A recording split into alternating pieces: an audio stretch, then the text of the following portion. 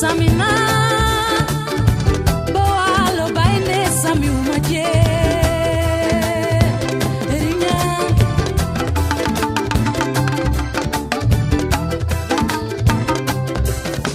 asalaamaaleykum mbokk banlieue TV maa ngi nuyu ku nekk ci turam ak santam di beral nuyoo surtout les éleveurs yi nga xam ne ni ñoom ñoo leen di suivre di wax ne dañuy continuer avec en partenariat ak banlieue TV di waxtaan surtout sur élevage ci càmm gi donc chaque semaine dinañ andil benn thème ñu waxtaan ci càmbar ko gën ko mën a expliquer éleveurs yi pour que ñu mën a gën a am ay performances au niveau de les élevages waxtaan yu nga xam ne ne day porter toujours ci li nga xam ne ne moom mooy erreur wala difficulté yi nga xam ne ne parfois éleveurs yi dinañ ko am dinañ dugg ci jur yëpp dinañ waxtaan ci xar yi notamment ci laadum yi dinañ waxtaan également ci ginaar yi poulet de chair yi ak poule pondeuse yi dinañ waxtaan également sur les autres animaux de compagnie yëpp rek di andi ay information yoo xam ne su ko en tout cas acteurs yi jotee dina mën a nekk ñoom dina nekk ay information yu am solo yoo xam ne dina leen mën a jariñ tey moom dama bëggoon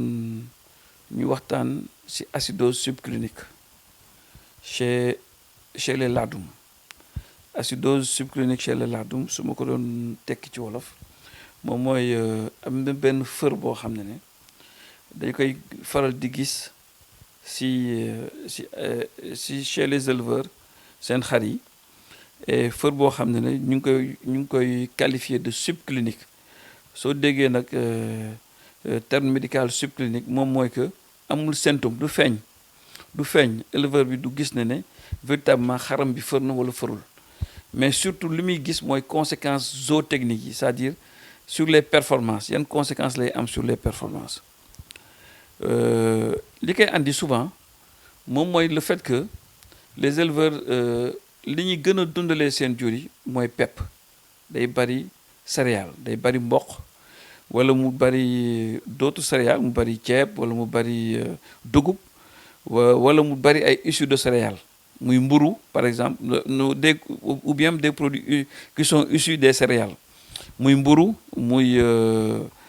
d'autres produits daal farine par exemple boo xam ne dañ ko déclassé gars yi di ko utiliser pour mën ko pour di ko dundalee également et ça très souvent day andi benn fër boo xam ne moom la ñuy wax acidose subclinique et acidose subclinique boobu conséquences yi ñoo bari parce que le fait que xar bi am acidose subclinique day changer li ñuy wax pH du rumen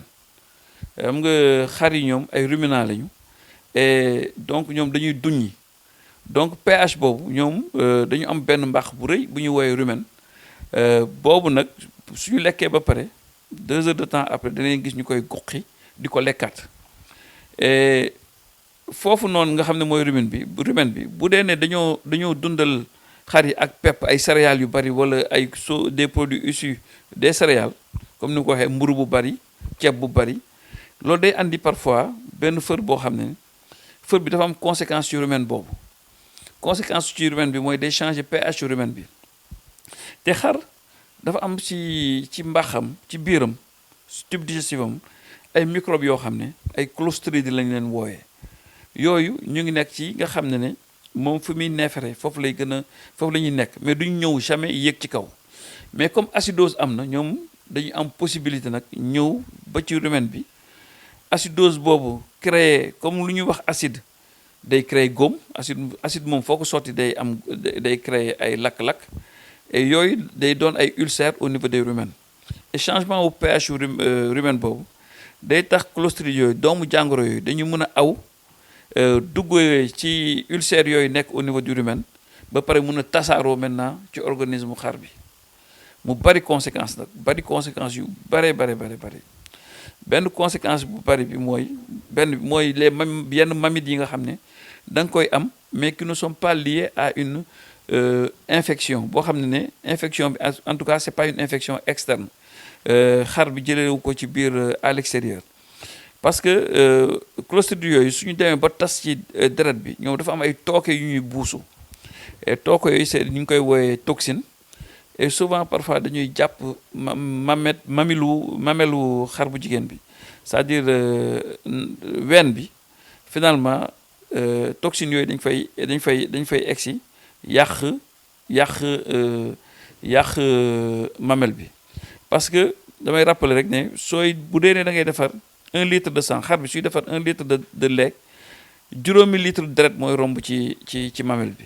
mu nekk nag donc ay conséquences yu méttee métti beneen conséquence bi ñu ciy gis également mooy xar yi nga xam ne dañu am acidose subclinique du ñu mën a max du ñu mën a ñëw en chaleur régulièrement et comme du ñu mën a ñëw en chaleur régulièrement donc rentabilité de femelle boobu dootul amati beneen bi mu ci yokkaat rek moom mooy surtout les problèmes de fourbure yi nga xam ne dañ koy gis également au niveau de ces acidoses subcliniques là xar yi dañu amee ay problèmes de pattes seen tànk yi du ñu mën a dox correctement et donc du ñu mën a lekk correctement donc seen performance dañu wàññeeku bu baax a baax a baax waaw loolu la leen andiloon ci acidose subclinique di leen joxaat rendez-vous très prochainement pour que sur beneen thème incha allah ñu mun ci waxtaan di continuer di waxtaan ci xuus également ci élevage laadum yi jërëjëf. Samina